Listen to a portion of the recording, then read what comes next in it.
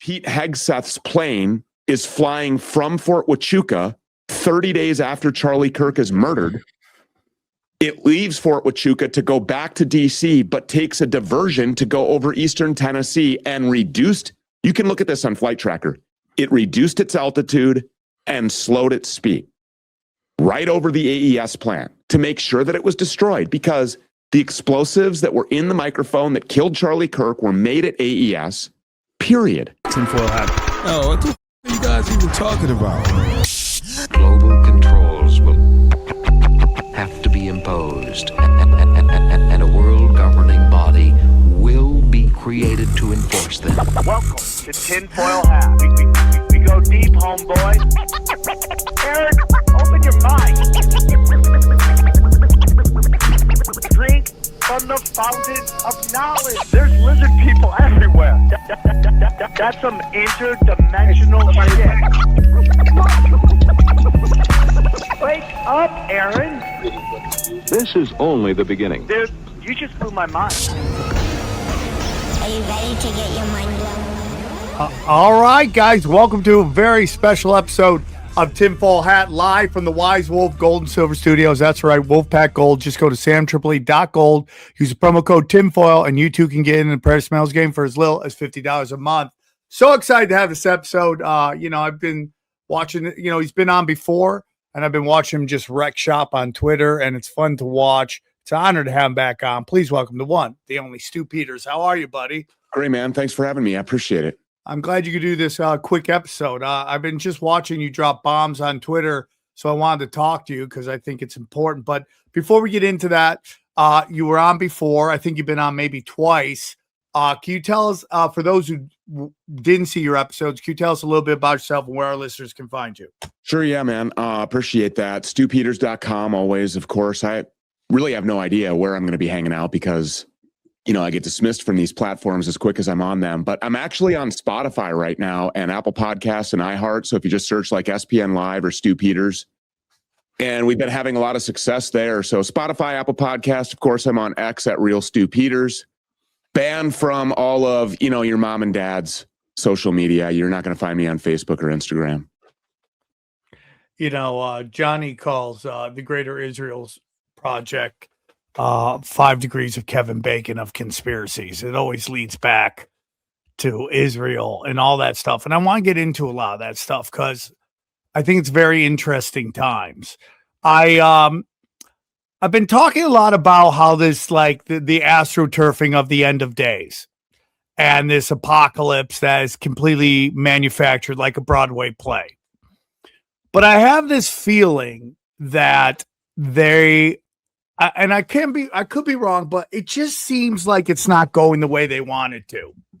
And there's things going on in the Middle East that aren't playing out the way they want it to. I think the U.S. is getting its ass kicked by Iran. I would love to hear your opinion on that. And that isn't me rooting for Iran. I think some people mistake when you are seeing something play out and calling it the way you see it as somehow being anti-American and okay with what's happening to our sons and daughters. And I am not. I am very upset about that. Watching that jet fighter go down was heartbreaking for me. I don't think any of our kids should be over there, especially when the IDF says they won't send any of their kids there. I'm like, what the f*** are we doing? But it's so obvious what is going on and who's doing the calls. Obviously Zionism is in that. I personally think there's also levels of the Bank of England and where their role is as well. I want to get into the cabal, into Kabbalah with you a little later, but I wanted to bring you on to have a conversation because there's been some real hammers being dropped by you on this going to space and then this Charlie Kirk stuff. So, and I find those both very interesting. And you really had a big impact on the Charlie Kirk stuff, if I'm not correct. So which one would you like to start off with? We could do the cabal. I think we should do Charlie Kirk second. What you just said, there's a lot to unpack there. Just basically in what you just said already. Is Iran kicking the ass of the United States? Yeah, absolutely they are. Our occupied government is lying to us about casualties. They have 100% lied to us about the causes of wars. the reasons for wars, the events of the wars, the casualties in wars. They have made deaths in this war classified. So what does that mean exactly? If my son goes and fights in this war, thank God he's not old enough yet. I think this war will be going on by the time that he is. And I think that conscription is something that we should be seriously talking about. I think that at the draft, I mean, obviously you saw what Congress did, or maybe you didn't, but Congress just changed the laws about the draft, kind of reinstating the auto registration, or not kind of, they did reinstate auto registration. And then also they increased the draft age to, I think, 42. So I missed that, but there's a lot of 42-year-olds in my audience that Ben Shapiro. I won't miss that. Ben Shapiro's not going to fight because the Israelis already said that they're not going to be there to fight. They have already said that they will not be there. It's they're busy so insane to me. And, it's just so insane. And so, you said something about, there was like this little qualifier that you put in where you said, and I'm not rooting for Iran. Well, I am. But Stu, it's more about the notion of not wanting our sons and daughters to die. They shouldn't be there. That's what I'm with you, but they are. But that's my point. It's like, I'm not rooting for Americans. People who are there now, the people who are there now are there making a decision to be there. These are the people who, you can't pull off a Tomahawk missile, laser guided, precision guided double tap strike on an Iranian schoolhouse without human involvement. I understand that, but making what decision? The point is that there are. Listen, and I just want to hear me out because I understand what you're saying too. This is Iran is fighting a war of national survival, and I agree with that. Here, but for 200 years they've successfully defended their borders, and they've never attacked any other country. And nobody can name any Americans that have ever been killed on U.S. soil by an Iranian terrorist attack. Nobody. Because it hasn't happened.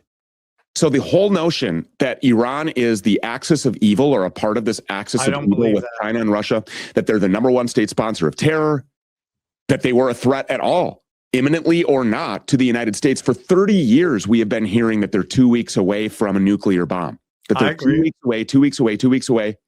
This was always baked in. It's the last domino in the Middle East to fall on the way to Greater Israel. That's what this is. And so it is the Iranians versus the Epstein class. I agree. So, I mean, I don't know how you can't cheer for them. Now, do I want Americans to die? That's my point. Absolutely not. I don't. Yeah, because it's all poor middle class kids. So that means the real conversation we need to be having is about regime change, not in Iran, but in the United States. I'm with you. So, I totally agree with you on that. And I think that is becoming more and more obvious by the day. And I've seen a lot of people doing that though, too. Like, I'm not cheering for Iran, but then what are we talking about here? Because we know who it is that's calling the shots in this war. Donald Trump has said it. Pete Hegseth has said it. Marco Rubio has said it. Lindsey Graham has said it. Everybody who's involved, with making these decisions to start this war, while they were apparently, Iran thought, or at least it's been reported, that there were diplomatic, negotiations happening. And then just boom, all of a sudden we start this war, and we start it by killing their kids. So we started this by committing war crimes. We're still committing war crimes. I don't know if you heard Donald Trump, but he was asked, aren't you concerned about committing war crimes? You're taking out their power plants, critical civilian infrastructure, water desalination. And he's like, no, I'm not. And here is the most interesting thing. When the whole Palestine thing took off in Gaza and the world was able to see, because this has been going on, as you know, for many, many years, the world just had the opportunity to start seeing it in 4K on live streams everywhere after October 7th. And so after October 7th and seeing this, what did we hear from Netanyahu? Well, he said that we are fighting subhumans, that we're fighting Amalek. We are destroying these people, keeping them without food and water. I mean, they're animals.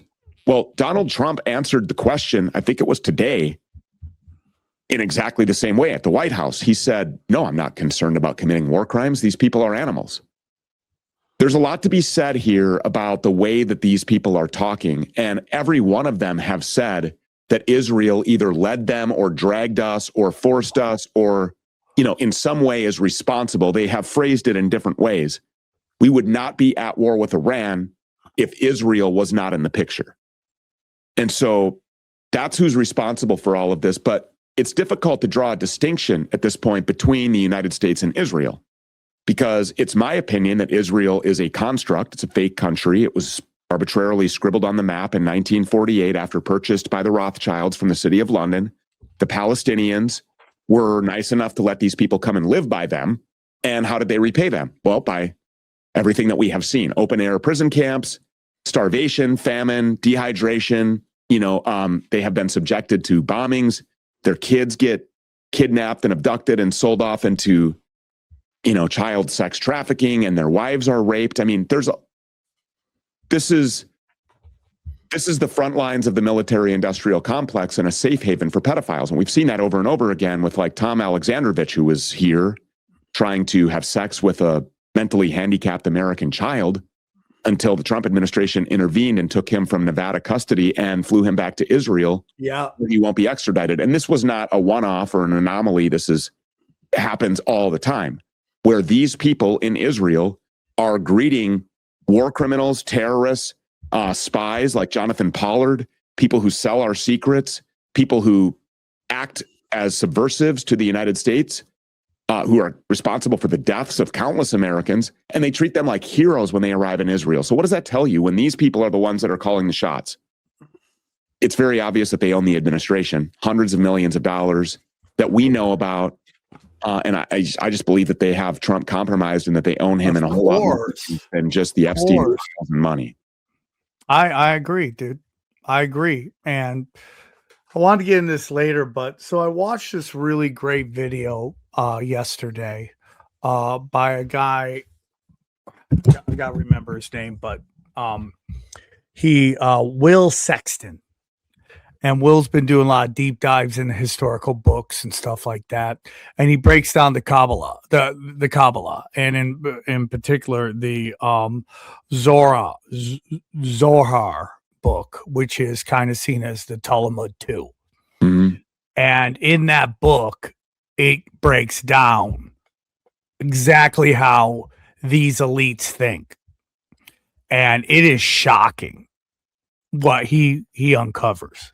And the reason I bring it up, because it basically feeds into everything you're talking about right now. And this is where we start getting into dangerous places with normal people, because we live in such an inverted world right now that anything that is factually uncomfortable is hate speech. Mm-hmm. And it is not. This is literally what these elites think. And it breaks down to basically, there's a couple things that I learned from this video. One was that the Big Bang is basically from the Zohar, and it's basically called the Great Shattering. And it is basically where, according to this mysticism of the Kabbalah, God wanted to create reality. So he put his energy into the tree of life, and it was so powerful, it just exploded the tree of life. That is the Big Bang. Now, when we're told they're the chosen people, everyone says it's because Jesus is from their lineage, and that isn't true to me. What it really is about is when this great shattering happens, okay, and the God's particles go all over the world, all over the universe. They end up in Jews. That's where they end up, and that's why they're the chosen ones. Now, in a dualistic universe in which the Kabbalah talks about, if there is God particles, there is the opposite of that, which they call chaos. And chaos energy is what fills all the goys. And their whole mission is to write to basically control the chaos and get rid of the chaos. And you can infer what that means. And it means, lighting the world on fire and then ruling over its ashes. And you can get angry at this, whoever, my listeners won't, but anybody who might listen to this, you can get upset with this if you want, but this is literally what is in the book. This is what at the highest levels they believe. And so when we get into the Trump assassination, that's really just a Kabbalistic ritual, which is the cutting of the ear, which is the sign of servitude. That is what it is. You can get upset about it, but you think there's a bunch of snipers all over there that miss these shots in these high impact events. You know, it's crazy to think Are you that. having a problem believing the lone wolf gunman narrative? Because or the lone three wolf gunman narrative. That's the same thing that happened with Charlie Kirk, where within 30 minutes they have 3 different suspects every fucking time. That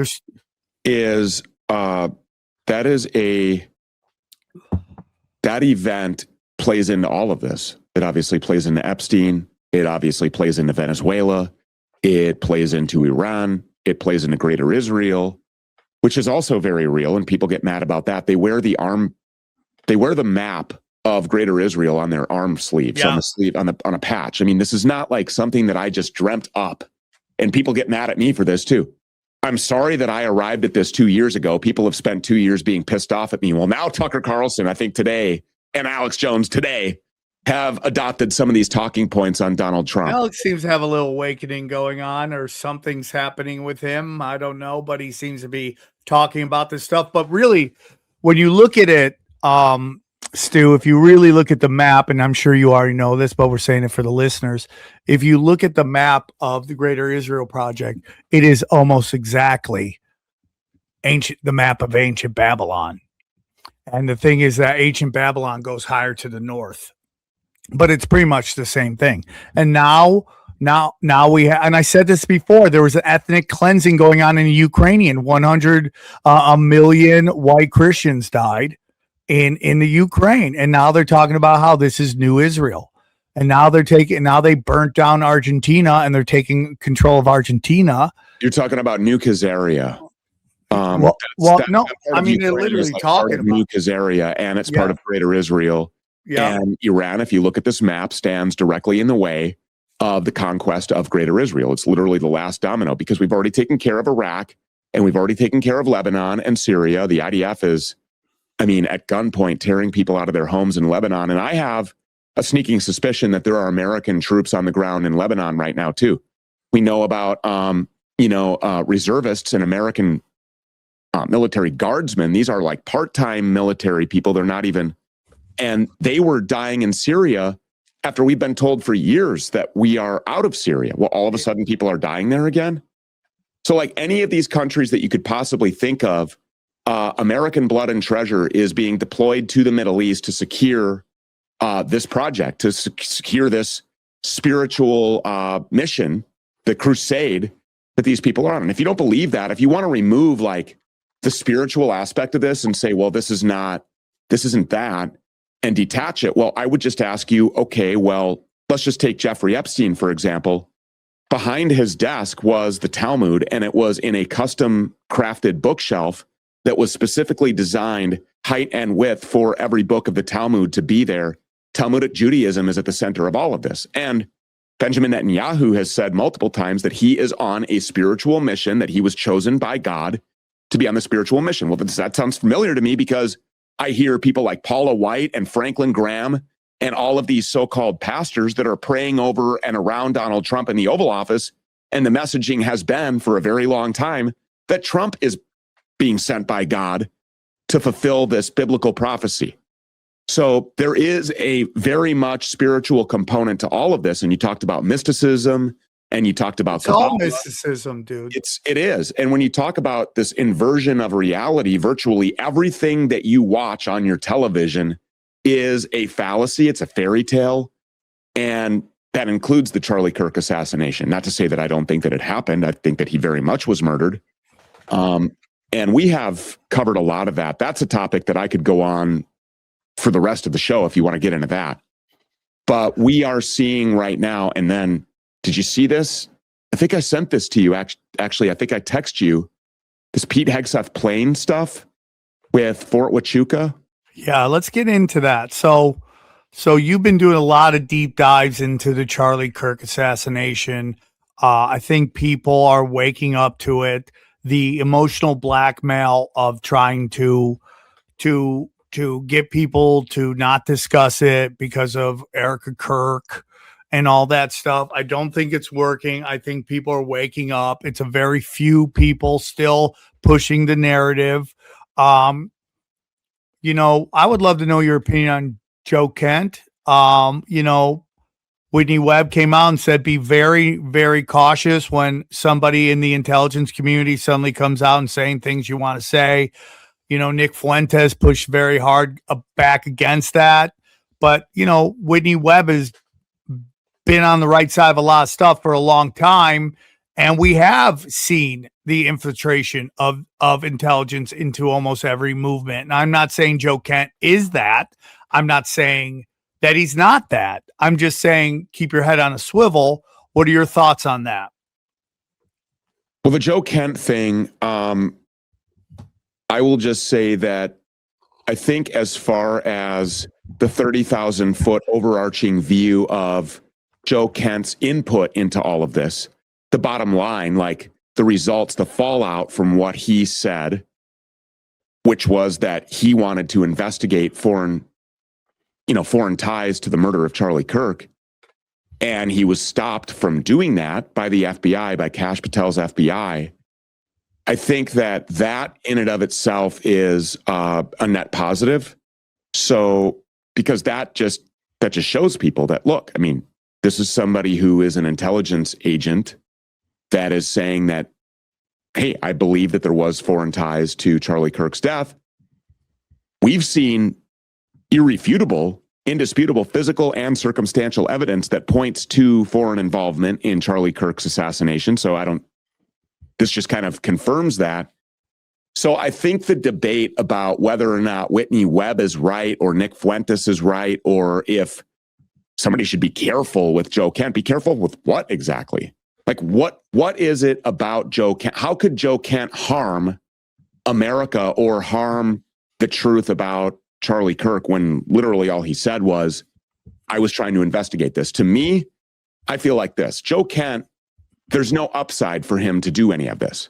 There's no upside for Thomas Massie in Kentucky to be standing on an island alone, taking all of these arrows, but he's doing it anyway. There's no upside for Marjorie Taylor Greene I think she has her own podcast now.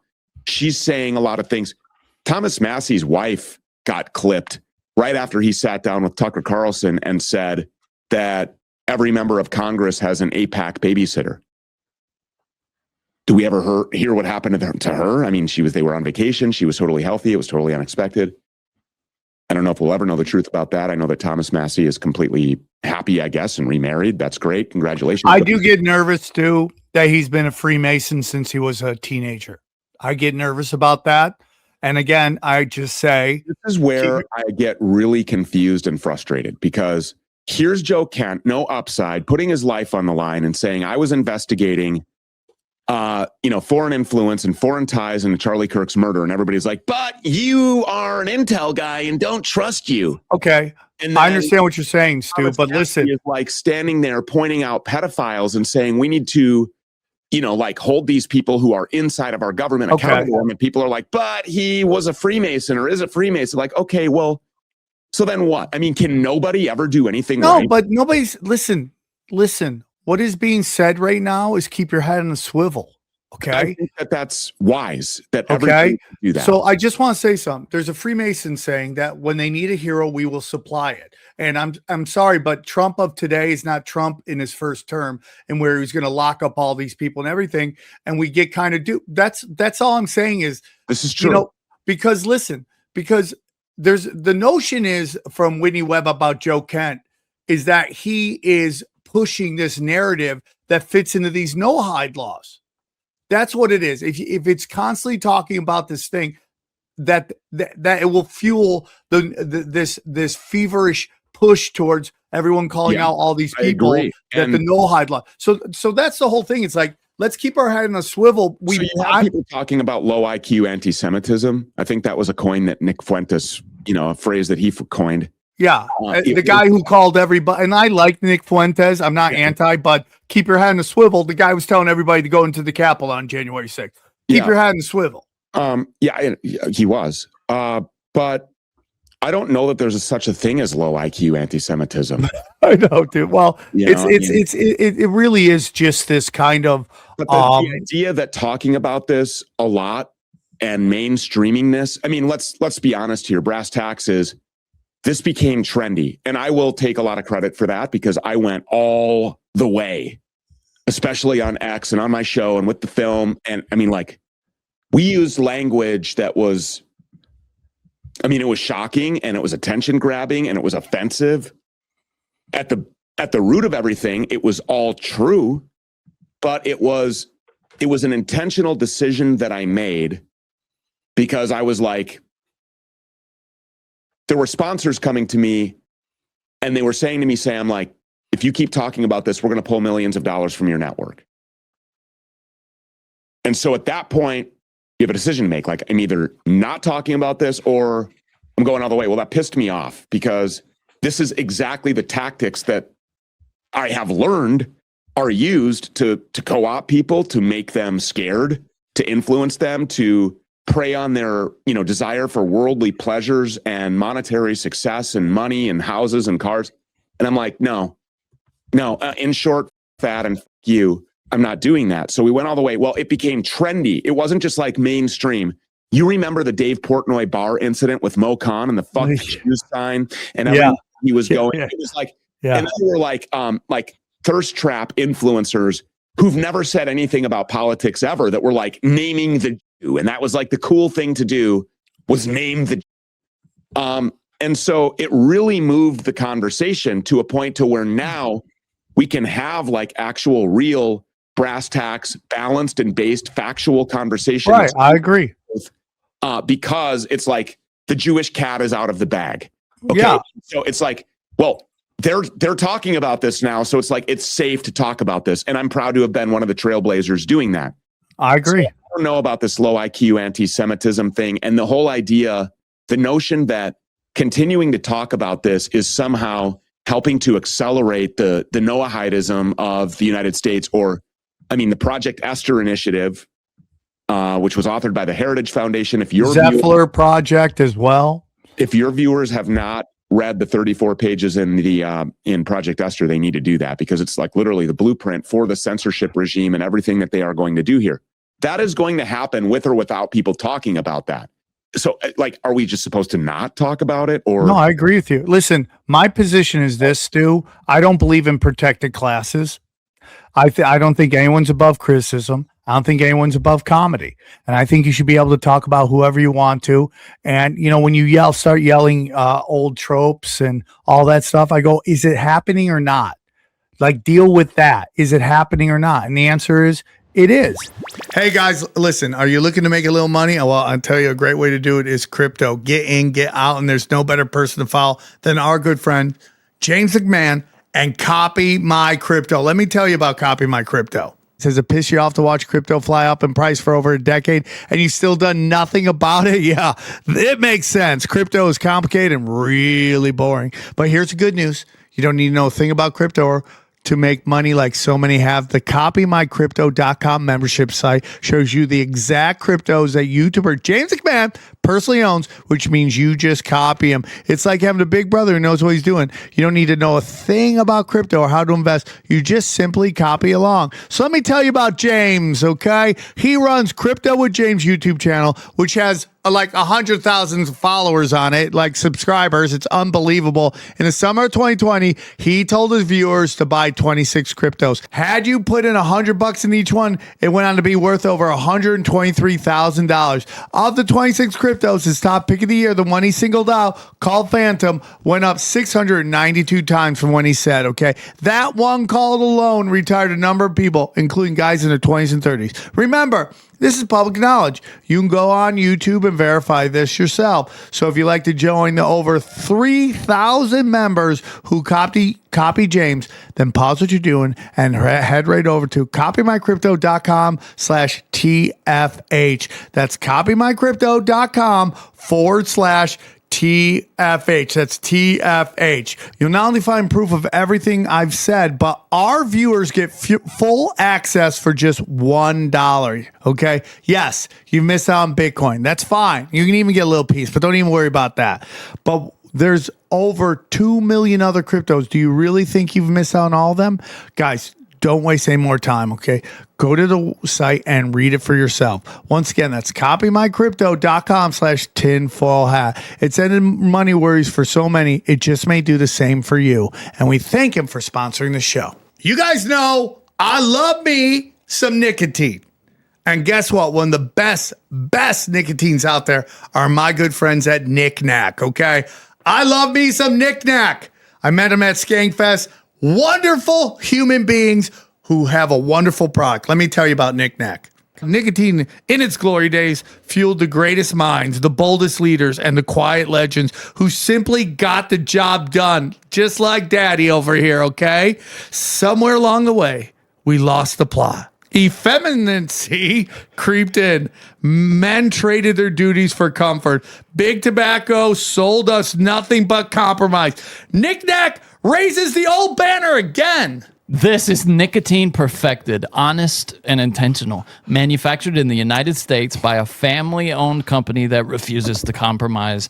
Knick Knack is a fully dissolvable nicotine lozenge, a lip brick, if you will, made with just 6 premium ingredients, clearly listed on the back. You know exactly what's in it. No smoke, no pouch, nothing hidden. Made with real essential oils for real flavor, available in both 3 and 6 milligram options. Raise the standard, reject the slop, join the pursuit of the good, the true, and the beautiful. I love nicotine and Knick Knacks so much, okay? Get your Knick Knacks. That's NICNACS,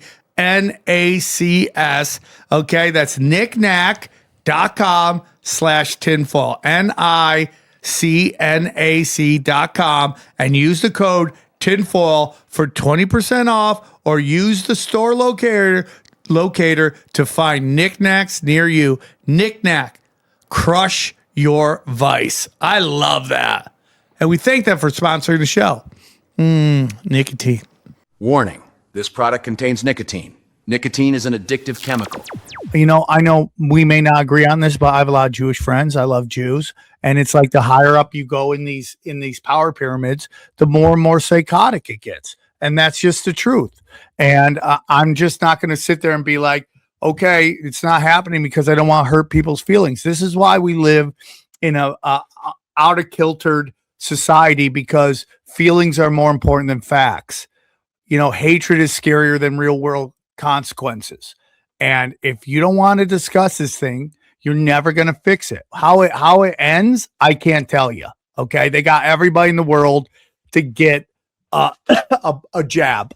When I was screaming, even my family got it. They and try I love to them. kill billions of people with a weapon of biowarfare. I agree. These people are. They killed 40 million. I mean, those are the numbers that are coming out of Switzerland. I mean, you might know higher numbers, but nobody wants to talk about it. And So let's talk about this Charlie Kirk thing. okay, Because the revelations about Pete Hegseth's plane, if your viewers haven't seen this on X, you can't refute this. The plane that Pete Hegseth flies on, I've memorized the tail number. It's 99-0404. And anybody can go to flight tracker apps and look at the historical data. You can ask Grok or any other AI platform of your choosing, did these flights happen under the call sign SAM 702? So SAM is Special Air Mission. These are missions that are only approved by the president or the vice president. This is a VIP on official business for the president. And SAM 702 was the call sign for Pete Hegseth's plane when it landed on Fort Huachuca on September 8th, 2 days before Charlie Kirk was killed, at the time that Mitch Snow reported to Candace Owens in that infamous interview that he saw Erika Kirk with Cabot Phillips at the Candlewood Inn and Suites on the 8th. And then on the 9th saw Brian Harpole with other high-ranking military officials and high-ranking government officials, I guess. And there were a lot of, dignitaries and special vehicles moving around, to the extent that him being there and kind of being the unaccounted for variable actually got him detained on the base by the military police. Well, Pete Hegseth's plane was there.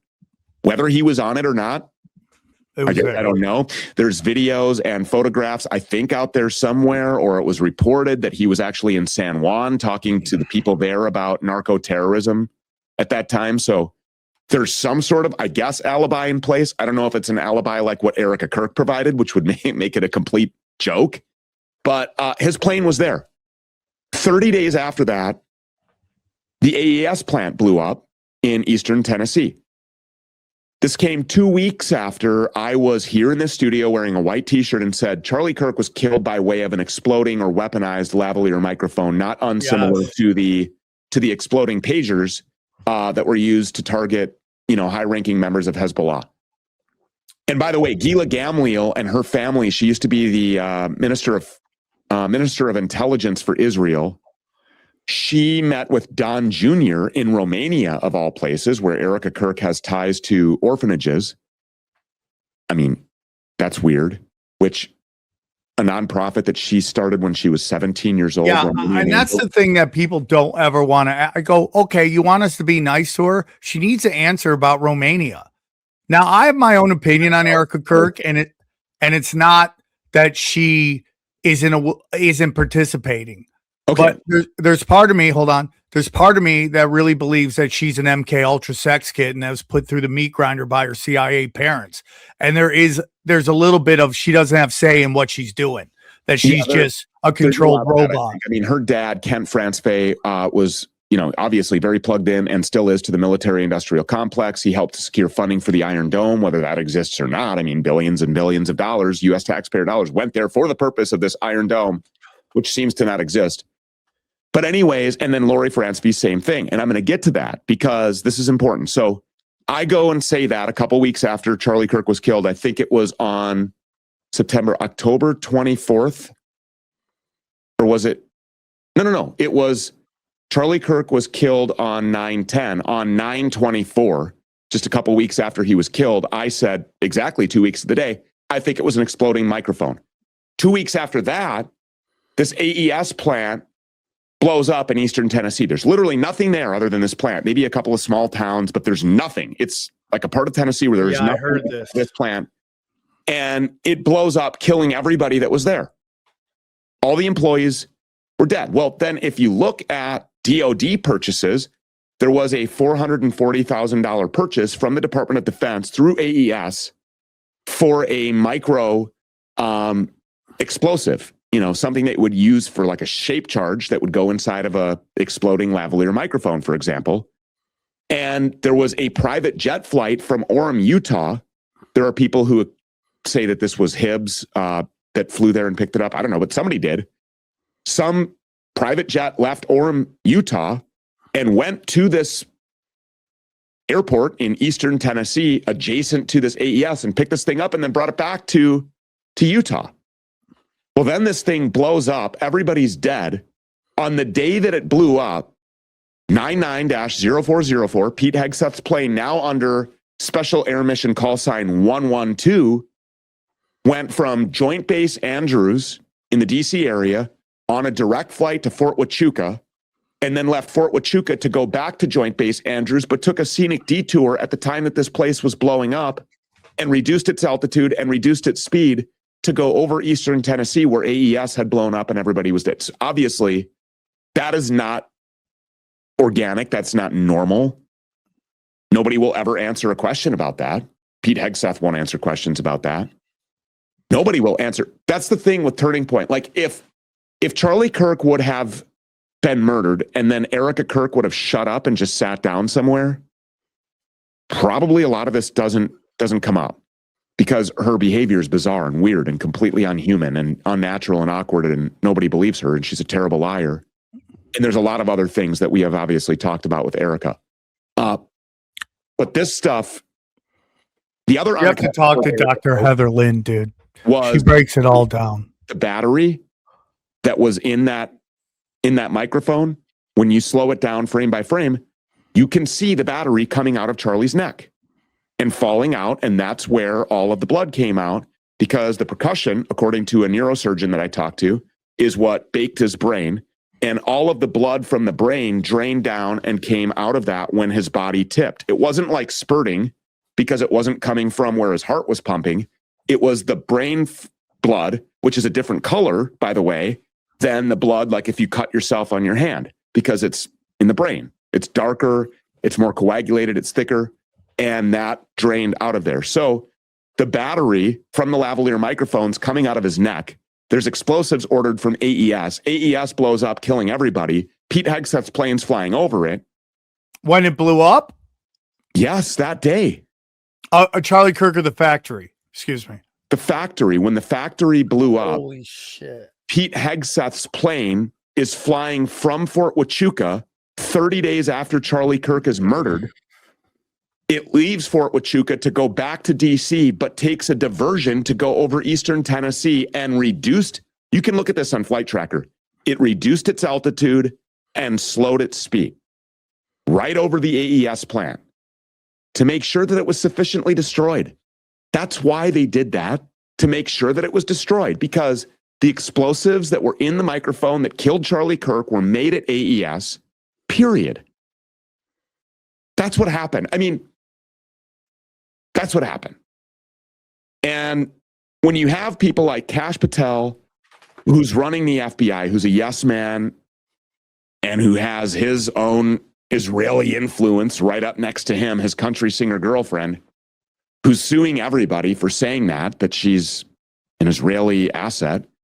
Anyway, when you have Kash Patel and you have Pete Hegseth, who, by the way, was at the David Hotel in Jerusalem talking to a bunch of Jewish people a while back, saying if he ever has power in the United States government that he will use it to help them to build the third temple. And now he is the Department of War Secretary with power and he's using it. Yeah. These two guys go to Lori Fransby, which is Erika's mother, who is the founder of E3 Tech, Superfeed Technologies. She geofences, she spies, she has anti-EMP technology. All of that stuff is tested on Fort Huachuca.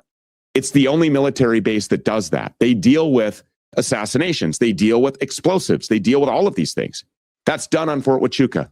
When you have planes like 99-0404 going to Fort Huachuca, when you have Mitch Snow there saying, hey, I saw Erika, I saw Cabot Phillips, I saw Brian Harpole. Brian Harpole's security company is 11 minutes from the gates on Fort Huachuca. Erika Kirk was basically raised on Fort Huachuca. Erika Kirk starred in a film that was made on Fort Huachuca, where she was depicted as an assassin on a rooftop with a rifle. And then she's like, what, Fort Huachuca? What is that? And she's pretending like she doesn't know. Her mother moved her whole family there to be closer to work. And where was work? On Fort Huachuca. Where's Fort Huachuca? Arizona? Yeah, Fort Huachuca is in Arizona, yeah. And so you have Lori Fransby and Kent Fransby plugged into the military-industrial complex, brokering billions and billions of dollars in deals for the military-industrial complex and dealing with the manufacturing and the production and the testing of the weapons of war of the future. And then you have Charlie Kirk, her son-in-law, who she probably wanted to gut with a dull knife when he started saying, all of the things that he was saying in the days, weeks, and months leading up to his death, pointing out the multifaceted occupation. You can't go off reservation, dude, when they pay for your ride. And he was very anti-war, and he approached Donald Trump about the war in Venezuela and about the war in Iran. He was shouted down by Trump, and they went ahead and did it anyways, and it happened immediately after Charlie Kirk was dead. But they tried to bring him to Bill Ackman's mansion and pressure him. It didn't work. Benjamin Netanyahu offered him $150 million. It didn't work. There was $1 billion on the table. It didn't work. They had a problem on their hands. Hegseth, and this is my theory, Hegseth and Kash Patel, who run the Department of Defense and the FBI, fly to Fort Huachuca to have this meeting with Erika Kirk and Lori Fransby. That's the one that Mitch Snow saw. And they say to them, you're going to take care of this problem. You have this problem because you're dealing with hundreds of millions, billions of dollars in defense contracts for the United States government, and you have a leak. You have a security problem here in your son-in-law, who happens to have a major platform that was provided to him by the very people who he is now standing against. Because he's going to leave the pro-Israel cause. This is a problem because this war is baked in. We're going to be using all of your weapons. You're going to take care of this. You have a choice. The other choice is, so you're going to take care of this. Here's all of the things that you need. This is a military operation. We can take care of all of this. And then the FBI, Kash Patel's sitting there going, we won't prosecute you. We won't investigate you. All of the bases were covered. They can bury this. They had a problem. They took care of it. We're talking about billions of dollars. We're talking about the war in Iran. We're talking about Venezuelan oil that benefits Paul Singer, who stroked a check to rent our military and go kidnap a president of a sovereign nation in the Western Hemisphere and bring him back to the SDNY and his wife. After Paul Singer forced an acquisition of Citgo, the American arm of the Venezuelan oil industry, in a Delaware court presided over by an APAC judge. No different than Greenland. If you want to know why we're talking about Greenland, A, they're going to put the data centers there, a lot of them. And B, Ronald Lauder has a Greenlandic water company, but needs access to the water just like Paul Singer needed access to the oil. He needs access to the waterways there. He's the president of the World Jewish Congress. He's a Jewish billionaire who funded the Steele dossier and who now is a Trump supporter, ardent Trump supporter, who has been talking to Donald Trump since the 2015-45 presidency about acquiring Greenland. So all of these vulture capitalists that happen to be Jewish billionaires are who Charlie Kirk was facing off against. He was standing there facing off against the entire military-industrial complex, and then looks around him and goes, they're everywhere. My wife, my mother-in-law, my father-in-law, my friends, Mikey McCoy, Andrew Colvett, Rob McCoy, like all of these are the people who dragged him to the struggle session in the Hamptons at Bill Ackman's mansion. And he just knew. And he told people that he knew. The end was near. He was texting people. Harrison Smith, the now famous tweet of him saying, if Charlie Kirk's dead, he wants everybody to know it's going to be Israel. Nobody really paid attention to it, of course, until September 11th, the day after Charlie Kirk was killed. Then all of a sudden that becomes relevant again.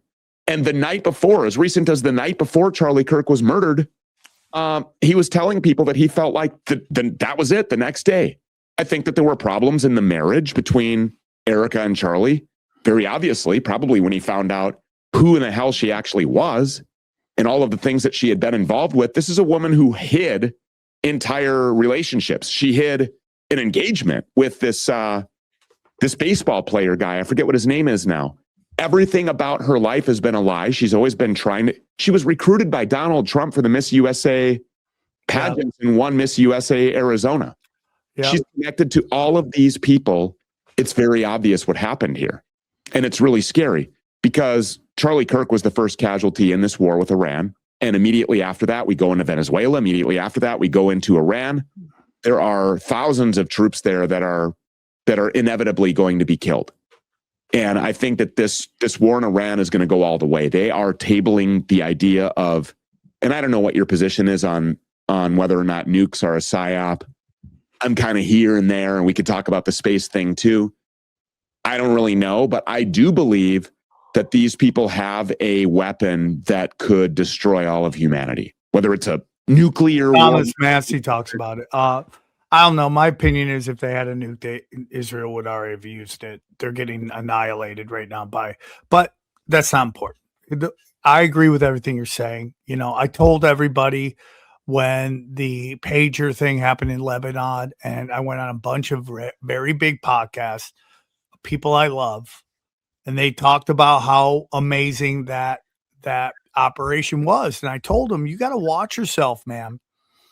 And I said this, I go, if they did it to those guys, they could do it to us instantly. And anything here, it's already, they could turn into a listening device.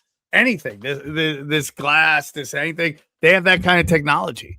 I mean, they could, if you get out of line, they could do it to you as well. You know, my friend, a buddy of mine who is a comic in LA, saw that Hutchinson crash happen in real time. He was getting tacos on the corner and he watched it happen. He said the car hit the intersection so quickly, it stunned everybody. And then it jumped the curb and hit the tree. They can do that to anything, dude. That's just the way it is, man. And so celebrating that had anything to do with it? You don't think that she helped to facilitate any of this? You think? Well, my thing is, what say does she have in any of it? I'm just saying, like, these people are mind controlled MK Ultra sex kittens. She's obviously sent in to lure him and seduce him. Like, I'm not saying that I'm just saying sometimes these people don't have any say in what they're doing. That's my hope. I'm not saying that she's not lying and she's not doing any of that, but you know, the way that they tried to recreate his whole persona while he was alive with the Shabbat Shalom daddy's home, put down the phone. I mean, we've never actually, like, where are her kids right now? Like, how much of any of that story is real? She was on the front row for a press briefing from the president talking about Iran just the other day, and she's launching this national tour, and her kids are nowhere to be found. So the question becomes, how much of that is real, and then how much of that Charlie Kirk knew about? Was he a willing participant in that? That's how deep does this go? That's my question. Did she tell him she can't have kids? That she's physically unable to have kids? Did they adopt kids? I mean, I guess I don't know. I mean, we know the Obama kids aren't their kids, and those kids have been playing a live action role since they were little kids, and that's why the one daughter. All of these people are actors. Donald Trump is an actor. 100%. All of these people in Congress, Alexandria Ocasio-Cortez, all of them, they're all actors. I think maybe with a few notable exceptions. I don't think that Cynthia McKinney was an actress. I think that the reason why she's living in exile in Bangladesh is because precisely for the reason that she wasn't an actress. And I don't know, you have your opinion about Thomas Massey. I don't know. I don't agree with that. I always say keep your head. That's all I'm saying is keep your head on a swivel. It's better to be pleasantly surprised than constantly let down. Well, that's all I'm saying. You brought up a good point about Trump, because it's like, I was talking to my mom earlier today, and all glory to God, she's like finally starting to see some of this, because, well, I mean, virtually every single campaign promise that the guy ever made, he reneged on. He hasn't done any of it. And he's done nothing but hurt this country, especially during this term. I mean, this guy's, can you believe how balls to the walls he is? No, he is 100%. I mean, dude, I think the Joe Biden election was all part of the Trump plan. I think Kamala Harris running, she was put out there to throw the match, just like John McCain was for Obama's first term. When after the Iraq War, everyone hates old white neocons. So you have this charismatic black man running, and who do you run against them? The mascot for the old white neocon pushes everybody towards Obama. Same thing with Trump. It's like people are over woke shit. So who do you put out there? The fucking drunk, slurring, fucking progressive Bolshevik who's talking about giving illegals sex changes in prison. I mean, by the way, we would be in this war if Kamala was in too. So we would be in war with Russia too. I mean, these are like, for central casting, these are like their auditions, like the debates. They're not out there campaigning and debating for the American people. They're out there showing off their skills to their handlers, to the paymasters, to the central casting. They're on the casting couch when they're out there doing this. And then they're putting all their chips on the people who they know will take this all the way. But Kamala Harris was interviewed about Iran, and she wouldn't commit to not invading Iran, because that's always been baked in. It's always been part of this plan, part of this conquest of greater Israel. And she just knew that if her number got called and time was up and they were going to go through with all of this, and she happened to be the president, that there was no way that she could get out of it. So when she was asked about this while she was campaigning, she was like, well, and she sidestepped the question in some weird, slurring, drunk kind of way. But I mean, this war was happening whether Charlie Kirk said it was going to. This war is happening whether Donald Trump says it will or not. He's not in control of his own totally agree. And this whole notion that 5 podcasts changed the election is laughable. This is all preordained. This is why books, whether it's real or not. I mean, who knows how powerful these AIs are that they go back in time. And I know that sounds crazy, but we just don't know. But you got Lil Baron Trump, you got The Last President, you got the King of the Jews book, all basically pointing towards Trump's presidency. And so this shit was ordained a long time ago. And they just, it's all theatrical production. Hey guys, listen, running a business is really hard. Connecting with your customers is the most important thing. And you never, ever want to miss a call, miss a connection. And that's why our good friends at Quo have an amazing system. It's not a phone service. It's a smart service. Let me tell you about Quo. If your business is still running like a game of telephone going wrong, okay, scattered messages, missed calls, who's handling this? It's time to fix that. A modern comm system is like handing your business a GPS instead of a treasure map drawn by a toddler. Everyone stays aligned, nothing falls through the cracks, and at some point you just say, all right, let's fucking Quo. And that's why today's episode is brought to you by Quo, Quo, the smarter way to run your business. Quo is the #1 rated business phone system on G2 with over 3,000 reviews, built for how modern teams work. That's why more than 90,000 businesses, from solo operators to growing teams, rely on Quo to stay connected, professional, and consistently reachable. Quo works wherever you are, right from an app on your phone or from your computer, unless you keep your existing number. You can add new numbers or teammates in minutes, sync your CRM, and rely on seamless routing and call flows as your business scales. Your entire team can handle calls and texts from one shared number. No more missed messages or disconnected conversations. Everyone sees the full thread, making replies faster, and customers feel genuinely cared for. Quo isn't just a phone system, though. It's a smart system. Quo has AI that automatically logs calls, generates summaries of those calls, and highlights next steps so nothing gets lost. It can even qualify leads and respond after hours, ensuring your business stays responsive even when you're finally offline. And it's easy. Calls, texts, voicemails, transcripts, and contact details all live in one clean view. With full context at your fingertips, your team communicates faster, stays aligned, and delivers a more personal experience. Make this time where no opportunity and no customer slips away. Try Quo for free, plus get 20% off your first 6 months when you go to quo.com/tinfoil. That is QUO.com/tinfoil. Quo, no missed calls, no missed customers. And we thank them for sponsoring the show. I do think people are waking up, but I don't know if there's enough time. I have a feeling that you and I might be bunk bed mates in the FEMA camp at some point, and I hope we are, because I'd love to play soccer with you in there. It'll be a good time. It'll be, dude, all the cool kids are going to be there. I mean, it's going to be like, yeah, but I mean, can you, yeah.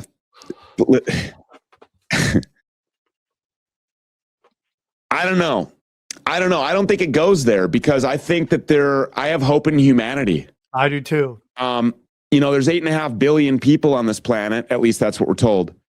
That they don't, no matter where they come from, no matter what country or continent, no matter what their religious affiliation or beliefs are, no matter what their political ideologies of the past were, it doesn't matter. At this point, they know that there is a common enemy.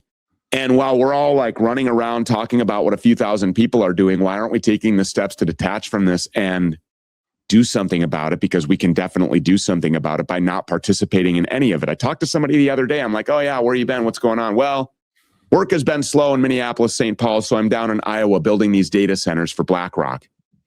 What? You are literally constructing the future digital prison camp for your children. What do you do? Yeah, I know it's really evil, he says. Well, you're doing it. If you have a choice to not do that, you have a choice to not pay your taxes because there's no law on the books or constitutional amendment. That's a crazy thing. I know, dude. Jimmy Dore did a whole show on, the guy paid to be on the show, but he was talking about technically in the law books, the only place that is required to pay taxes is the District of Columbia. That's how they passed it. No one paid attention to it because it was only the District of Columbia, but they astroturfed it to everywhere else. So unless you live in the District of Columbia or you own property in the District of Columbia, you are technically the only people that need to pay taxes. Yeah, you're not required by law. But once you file, you are confessing to the government that you owe them. So once you sign that, then you do. Then they can come and send you to prison and take your assets and, make your life a living hell because you filed, you said that you owe this to us, you're going to pay it. But they're not going after non-filers from what I understand. And I mean, I don't know. I don't feel like I want to fund this at all. And there's a lot of things. It's also that like how much of this is actually your money is actually going to pay off the interest on the money printed. That's where your money. Then Trump signed over American 401ks to private equity firms on Rothschild Boulevard in August, right after he took office. He signed over access to BlackRock, Blackstone, the Carlyle Group, State Street, Vanguard, all of the names that everybody knows, where they can dip into your 401k. This affects 90 million Americans. We're talking about $12 trillion in retirement assets that just won't be there because they can take it and you have no recourse. Yeah, I think it's not getting worse. It's getting more obvious. People are waking up to it. I think there's a lot of Jewish people that are waking up to it too. And their response to it is silence, because there is going against everything they've ever been brainwashed to believe. From the moment they were children, they've been pounded that 6 million, Israel, all that shit. And I have people pull me aside. One of my favorite people on planet Earth, Jewish guy, we saw each other in an airport, and he was like, I can't stand these fuckers. They're raising, like a practicing Jew. He is, yes. So what does that mean exactly? Like he reads the Talmud? I don't know if he goes that deep. He's very passionately Jewish, and he's going, I can't stand what Israel's doing. I can't stand that. Talk to him, because I want to know what that means to be very passionately Jewish. That's take a lot of pride in it. I wouldn't overthink it, Stu. I know the guy. He's Jewish and he loves being Jewish and he hates what Israel's doing. I think we should take a moment to kind of understand that how much that takes for someone who a group of people their entire life have been. Well, I'm going to take your advice and keep my head on a swivel in that regard. Okay. Respect on that. I'm just telling you, I think there's a lot of silence, and that's how they do, because they feel like they'll be excommunicated from their families and their communities, and they're waking up to it. And there's a lot of people. Yeah, I mean, if you don't take the shot, you're going to get fired from your job. You know, if you talk about Israeli influence in our government, you're not going to be invited to the wine tasting club anymore, and you're going to be demonetized and accosted and never get a real job anywhere else ever again because you're a virulent anti-Semite. You know, I mean, there are consequences that come along with having a backbone and the testicular fortitude to say the I uncomfortable understand truth. that, Stu, but we got to kind of have an understanding that sometimes the fucking bridge is a little farther for other people to go. And we have to understand that when they're trying to do that, and it's going against everything in every cell of their body that they've been fucking beaten down into believing. I had a friend of mine's wife who's Jewish come on. When she was a child, she was told by everyone in her fucking family she had to have 3 kids, one for each child, one for each parent, and one person lost in the Holocaust. That is like fucking brainwashing programming. So when they come on, they're like, man, I think this is fucked up. We kind of got to give them a little space. Hold on a second. These people were told that they had to have. Yes, by their family members. Say that again. Their family told them that they had to, like, basically have 3 kids, one for each parent, Jews, and one for someone lost in the Holocaust. That's what she told me. So when I go, hey man, we got to have a little understanding of these people because they're waking up. Yeah, she told to me. It's on one of my premium content shows.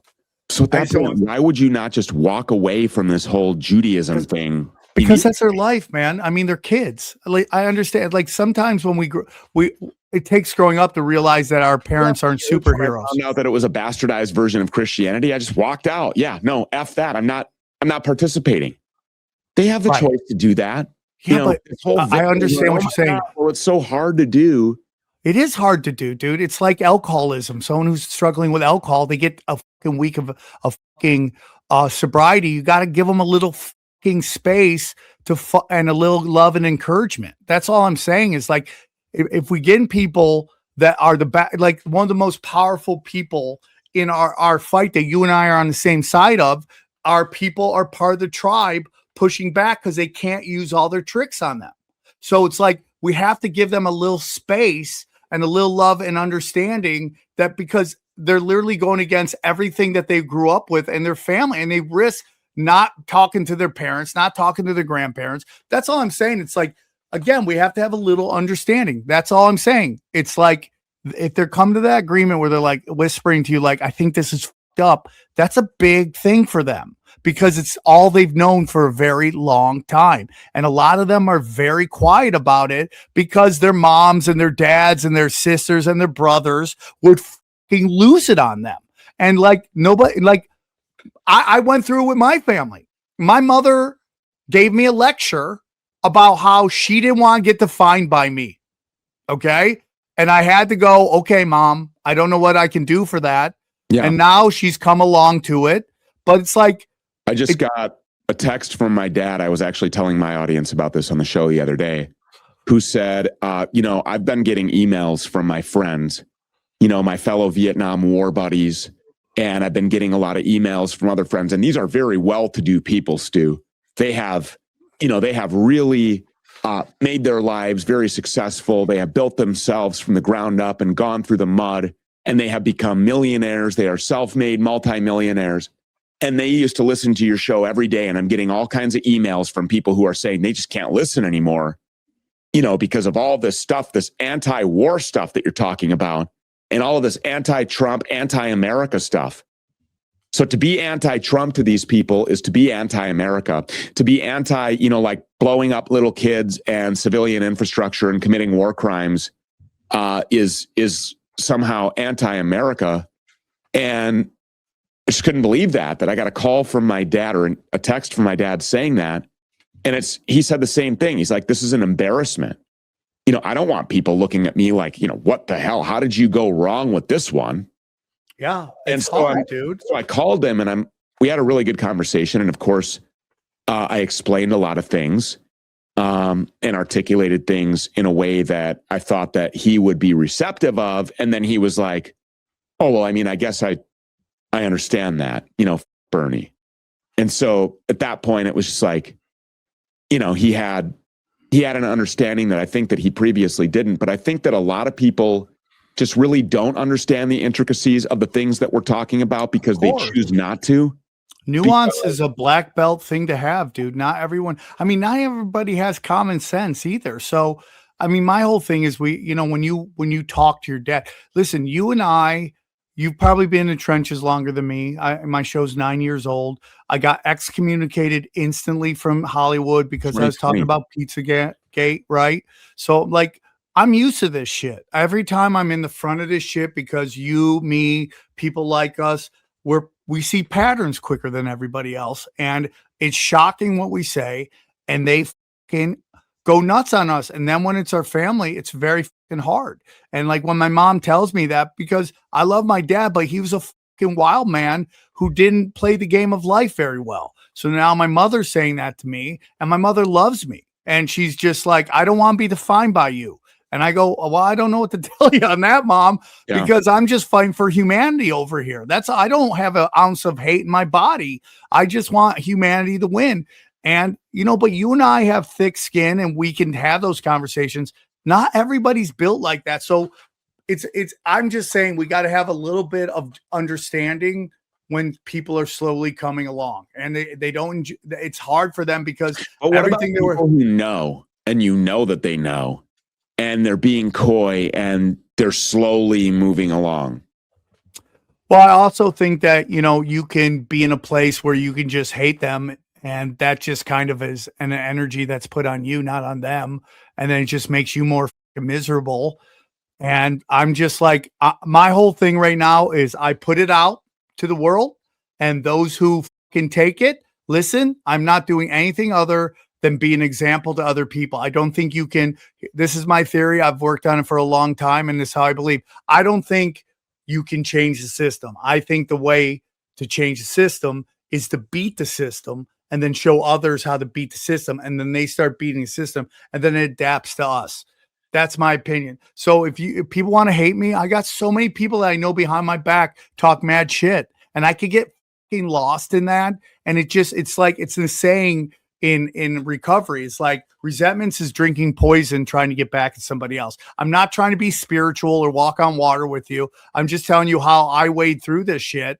Is just understand that there's people that either don't want to look at it there's a bunch of reasons why people don't get into conspiracies. One is they're not smart enough. 2 is they really don't want to believe they were fooled. 3, they're making money in the system. They don't want to think that they're part of the cog. 2, they don't want to believe in that they brought their kids into this world. And again, they don't want to think that bad men exist. They love stereotypes, predetermined archetypes. It's like one of my best friends is Brian Callen. He would believe that Russia, Hitler, and all these people are just pure evil, but he can't come to grips with the people in the same position in our government that's just as powerful, if not powerful, are playing the same game. He just can't come to grips with that. So I could either be like, you, Brian, I never want to talk to you again, or I'm just like, this is just how the guy fucking thinks, and I don't know what to tell him. And it's just like, I don't want to go, like I've said this a long time ago. What's the point of trying to save the world if you're going to be miserable in it? And that's my opinion. I just don't want to be miserable.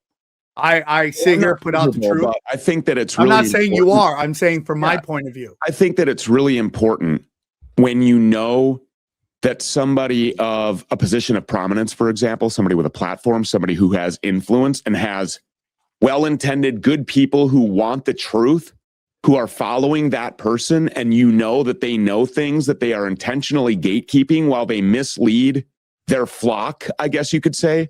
I think that is a problematic thing, and I think that those people should be called down on the carpet publicly, whether they have thick skin or not.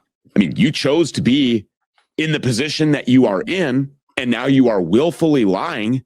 It's like these pastors, these Greg Locke types that get up on a stage. I agree. The conduit. They are an authority figure in the life of unsuspecting, well-intended, pure-hearted Christians who believe now the things that he's telling them are essential to their eternal salvation. Because he's the biblical theologian. He's the guy that understands all of these things. He's the professional. He's the salesperson for Jesus Christ. If he said it, well, then, obviously, it must be true. I agree, dude. Oh, bless Israel and I'll be blessed.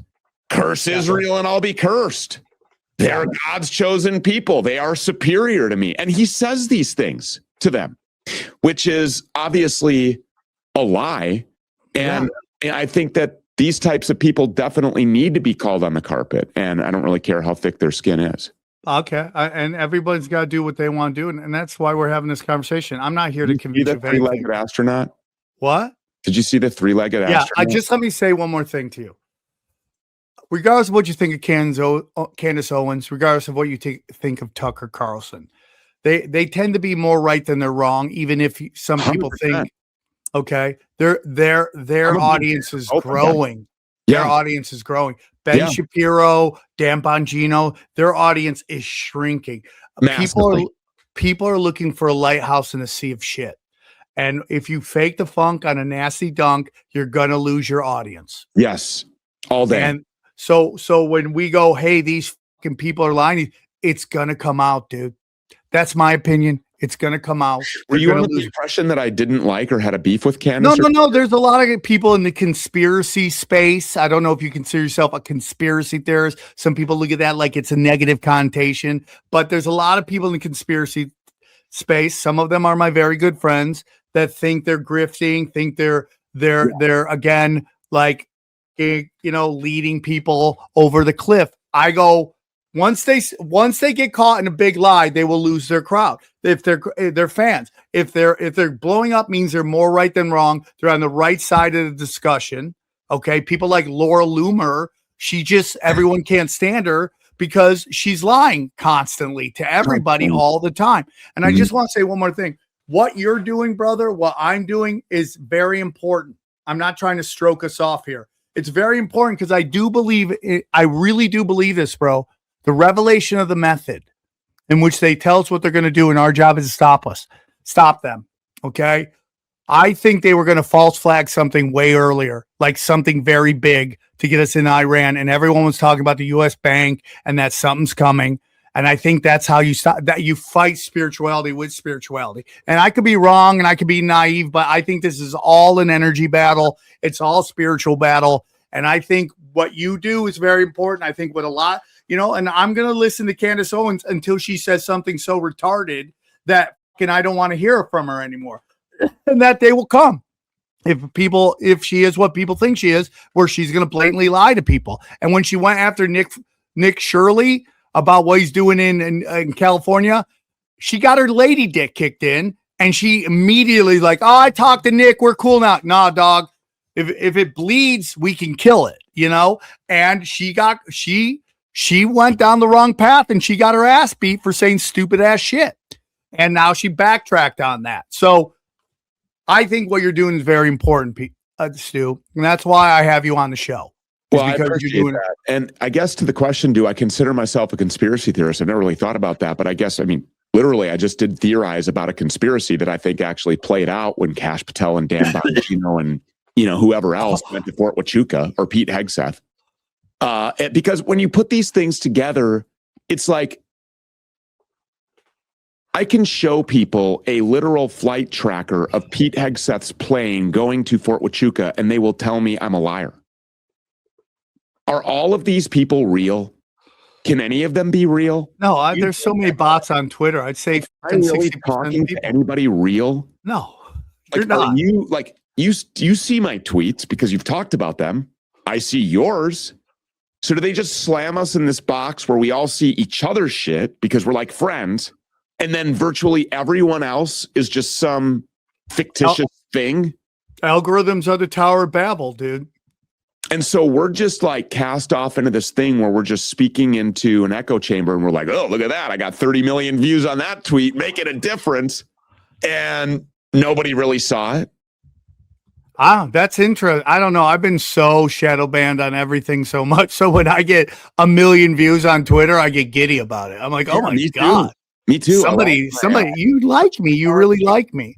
But like, I saw that you retweeted that about the guy that broke down who are the biggest engagements on Twitter, and they all have a Star of David, which is the Star of Remfat. I mean, it just literally is. I mean, I hate saying that, but did you see that when I sat down with Alex Jones right after October 7th, and yeah, I saw that the Star of Remfat? Did you see him like panicking while he was doodling? It's so crazy how people are Solomon. I mean, dude, literally King Solomon had the world by the ball. It's a joke I'm doing now on stage is about how pussy is the greatest weapon of mass destruction. You are doing incredibly important work. And when I came out to LA recently to see Jimmy Dore, I didn't know you were going to be there.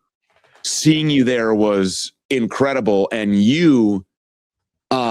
you're saying a lot of things, and I think that's really important. When you get in a room like that and people have like kind of an energy where I don't even know if they're all really like-minded. I don't know that people are walking in the door and they all believe that. Well, they're here to see Jimmy Dore, so they're pretty open-minded. So that's why I do those. I don't know that everybody believes that, Erika Kirk and the government had something to do with Charlie Kirk's death, or if Tyler Robinson or Trump or war or whatever. Like, they probably don't all agree. If you were to like take that whole room of people and then put them out on the street randomly, and they all just kind of collectively came together and started speaking, would they all be like-minded? I guess. I mean, I don't know. Open-minded, sure, probably. But when you introduce serious topics with comedy, Leonardo Joni does this really well. Yes, she does. She's incredible. She's a savage. Jimmy Dore does this really well on his show. And when I saw you, because I had not ever seen your stand-up routine, I've never seen you on stage before. I came out, Hibbler introduced the two of us. I came out, I sat down with you. We argued twice. You hated my toenails being painted. I think, yeah. What was that? Hey, dude, I just like it's the only time I get to turn my brain off. So, I go so hard. The guy paints his toenails. All right. I think that's weird. I'm allowed to say that. You're allowed to say it, dude. Everyone thinks it's weird. That's half the reason I do it. Like, comedy is so important. So I wanted to say that too, because while we're stroking each other off, I think it's really important to glaze eyeball to eyeball, buddy. Looking at each other in the eye. Listen, Stu, I love you. And there's different ways we do it, and I love the way you do it because I think it's super important. It's like I say about my show, Tinfoil Hat. I always say even though the conversation we had today, and I know you got to go because you got to get up early tomorrow. I won't keep you much longer, but there's different ways of getting out. I always say my shows, even though this is a very in-depth conversation we had, is the training wheels to conspiracy. So people listen to me, they get their, they put their toe in the water, and then they go to people like you or people like, Greg Carlwood of the Higher Side Chats and people who do very in-depth stuff. So, and we all have different ways we do it. And for me, it's just like, I just think that, we just got to understand that what we're doing is very important, and where we are today versus where we were when you started or I started are two totally different things. And regardless of whether people want to give us respect or not, we're a big part of opening up the dialogue and pulling back the curtain to see what the occult is doing to all of us. And it's at every aspect of it. We live in an upside down world so much that facts are hurt people's feelings. And being a student of the game is incredibly important. I do too. And when you think that you know it all, it's time to just hang it up. Like, if you're going to really respect the power of the tongue and the platform that you have been given. So for me, where I stand, this is not my platform. Like, none of this, the Stu Peters show, like all of this, not mine, it's God's. It's on loan to me. And I'm just trying to remain obedient as I can. And that is the position that I take here. Every day when I walk in, that's what I do. I serve God. I remain obedient. I fight for kids. And that was like the premise of the foundation of everything that I've done. But when I rewind the tapes to 2020 and I look at the things that I was saying, the way that I was saying them, it's like, wow. I mean, look at what has happened over just 6 years. 100%, dude. The amount of shit that I have learned. Yes. And the conversation just continues to compound based on the knowledge that you gain, which then, of course, turns to wisdom. And when you listen to other people, really important, whether you think they know more than you or not, if they're talking, you should listen, because I agree. People will tell you a lot of things without even trying to. Do you think we're in space? I just got to ask you, did you see the three-legged astronaut? Do you really think? I loved everything you were saying, dude. I don't think we live on a rock hurling through space. I think we live in something very special, God's plan. And there's a reason why Polaris is always above us every single night, all the fucking time. Pigeonhole me and tried to brand me as a flat earther. I just want everybody to know I have not officially subscribed to any theory at all when it comes to the shape of the earth. I have not subscribed to any committed theory at all. However, I do not see how we're spinning at 1,080 miles an hour on this axis. And everything you believe or those people believe about a rock spinning at a bazillion miles an hour through space, they only know because they were told. They've never experienced anything that tells them that this ball is spinning. What they do know is that when they look up, it's the same sky every fucking night, regardless of which way the earth is tilted. It doesn't matter, dude. And you can see Polaris at the same spot, the bottom of the globe, as you see at the top of the globe. And that's my opinion. We're very special people. They want us to think we're just monkeys in shoes and we have no purpose. Nobody should ever take anything that you say seriously anymore. You're a flat earther. Yeah, I'm not, but I'm more of a energy vortex guy. I'm not either. I'm not a flat earther either, but I get accused of that all the time. I was just saying, the comment that I see. But you've been through it. Who gives a fuck what they call you? I'm like, I don't give a shit. I'd rather be a flat earther than believing we're in a round ball hurtling through space and all this absolutely beautiful design that we call life. Just trust me, bro. Yeah, well, your source is like, I believe the government. You're retarded. 100%. Trust science. Scientists have been the most demonic people of all time. Like, they've done such nasty things to humanity that you're going to trust them. Is like is reminiscent of the 15 days to flatten the curve. Yes. It's only going to take just a few days. I would be interested. Do you know what the government was saying about how long American service members would be involved with Vietnam? Because the answer ended up being 29 years. But do we know what they were saying at the beginning of that? How long it was going to take? I don't 15 know. days to flatten the curve for something that forever changed humanity and the way that the world operates. And the war crimes we committed are absolutely disgusting. And now we have, it's just going to be a few days. Then it was a couple weeks. Then it was 3 weeks. Then it was, and now here we are, 44 days in. And Trump is talking about tomorrow, because it's the 6th right now. I don't know when you're going to air this, but he's talking about literally ruining. He said, I could ruin that country. I could destroy it in seconds. I think he's gesturing, dude. I think he's posturing. I don't think the Iranians care about his posture anymore. Dude, they've been talking about, we've been running out missiles forever. And it takes like 2 years to build one of these missiles. That's why they're throwing meat into the meat grinder. And that's sad that most of these kids joined because they wanted to get a college education. Poor, like, dude, I remember I did what do you think shrooms. What do you think they should do? Revolt, and a lot of them are.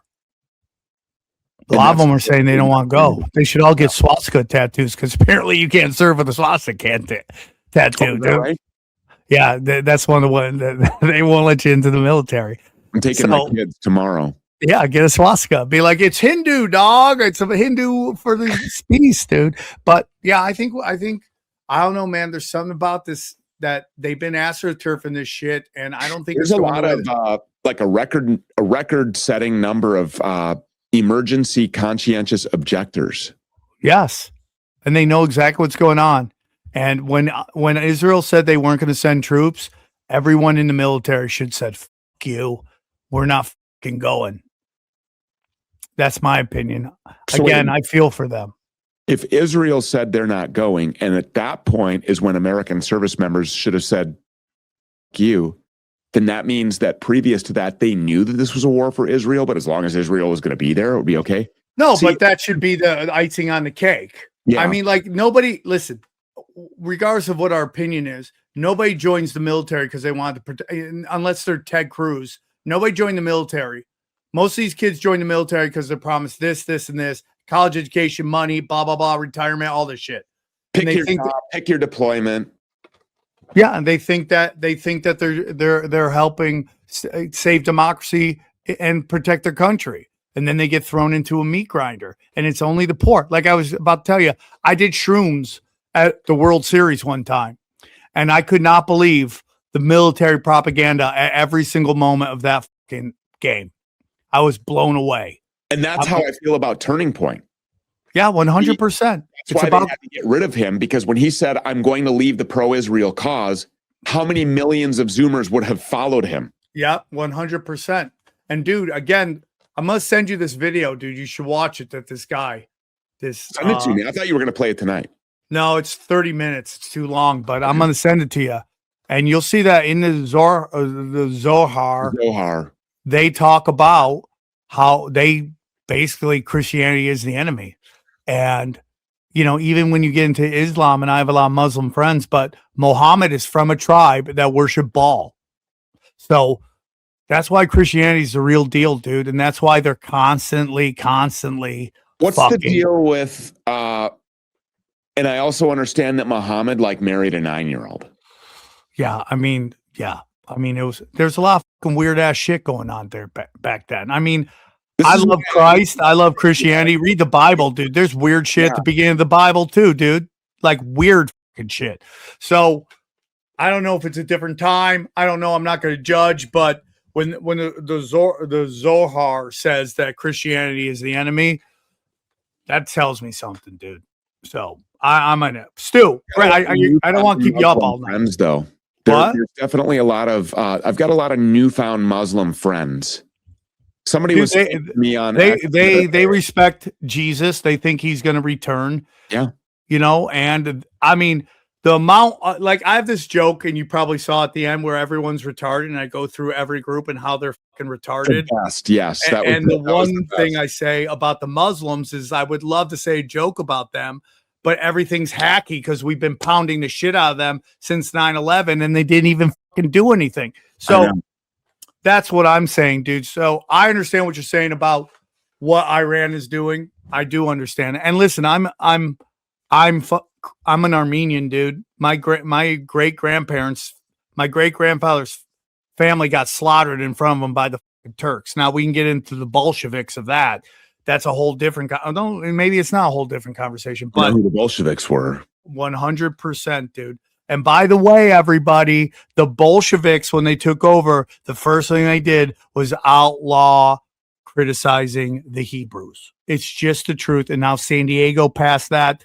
They're making their play, but I think it's so janky that people are going to wake up and understand what's really going on. Stu, I don't want to keep you. You got to get up early in the morning. One more time. Where can they find you? StuPeters.com, Spotify, Apple Podcast, iHeartRadio. Find me on X at Real Stu Peters. That's doing it. the Lord's work, buddy. Keep going. Keep a smile on your face. Thanks for doing it. Guys, enjoy the highlights. Enjoy the highlights. Here's a clip from the latest Broken Sim. Did you see Whitney Webb, Sam? Yeah, and then everyone pushed back on her, and then she was kind of like, well, I didn't have time to explain myself. Oh, is she said that now? Yeah, if you go to Whitney's Twitter. Okay. And we're talking about the Joe Kent thing where she was talking about Joe Kent. She was saying Kent's an intelligence officer and a top CIA guy. Be careful in trusting former spooks who come out of nowhere and are saying what you want to hear anyway. Basically, the first Trump administration defined the rising domestic terror threat because after 9/11, they've been building all this infrastructure for a war on domestic terror. That's what you've been saying too. Yeah. Every administration has advanced it, Democrat and Republican. So who are they saying the domestic terrorists are? The anti-Semitic right-leaning populists.